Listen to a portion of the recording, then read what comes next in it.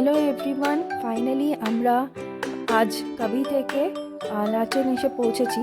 সকাল 8টায় বেরিয়ে মোটামুটি রাস্তার যা কন্ডিশন তাতে এদিকে ওদিকে ঘুরে সোজা রাস্তাটা বন্ধ ছিল, তারপর প্রায় 3 ঘন্টা ঘুরে অন্য রাস্তা দিয়ে আসতে হয়েছে।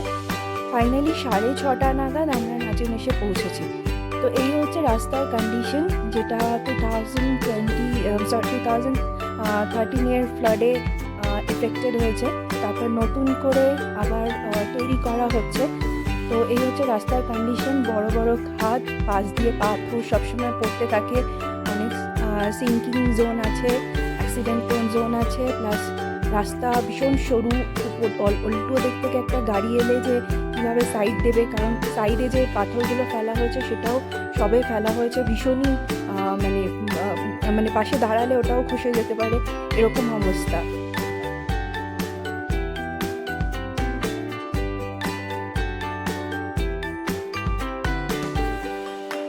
রাস্তায় রাস্তায় আর্মির অনেক গাড়ি বা আর্মির লোকজন আছে।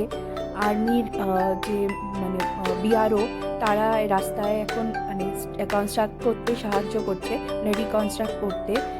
প্লাস বড় বড় জিনিসপত্র তো এখনো রাখা রয়েছে, পাথর চাই, যেগুলো লাগে রাস্তা তৈরি করতে। তো কোনো মতে এখন রাস্তাটা চালু করা হয়েছে, প্রায় 1.5 বছর পরে রাস্তাটা খুললো, আর 10th ডিসেম্বর।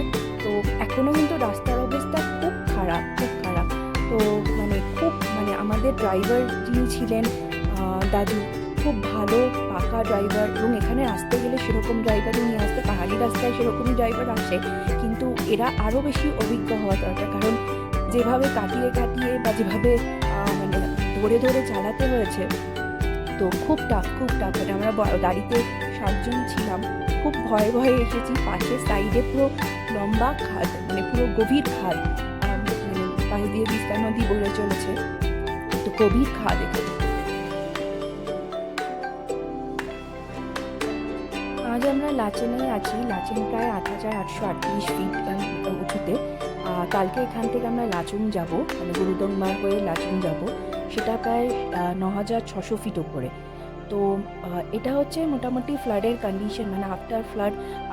আমি একটা ইনফরমেশন ভুল বলেছিলাম, সেটা 2023 হবে। 2023-তে ফ্লাডটা হয়েছিল, যেখানে প্রায় 25টার ওপর গ্রাম এফেক্টেড, 25,000 মানুষ এফেক্টেড, 2,500 বাড়ি ক্ষতিগ্রস্ত হয়েছে, 2,500-এর ওপর।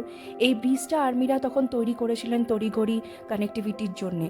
তো এই হচ্ছে মোটামুটি একটা হাইড্রোলিক ড্যাম, চুংথাং হাইড্রোলিক ড্যামটা পুরো ভেসে গিয়েছিল। বাড়িগুলো দেখবেন, গ্রাউন্ড ফ্লোরগুলো অনেকগুলোই ভাঙা চড়া পড়ে রয়েছে। অনেক বাড়ি আমরা এর আগেও দেখলাম যেগুলো ভেঙে পড়ে রয়েছে, সেগুলো আবার নতুন করে তৈরি হচ্ছে। তো এইগুলো সবই এফেক্টেড হয়েছিল।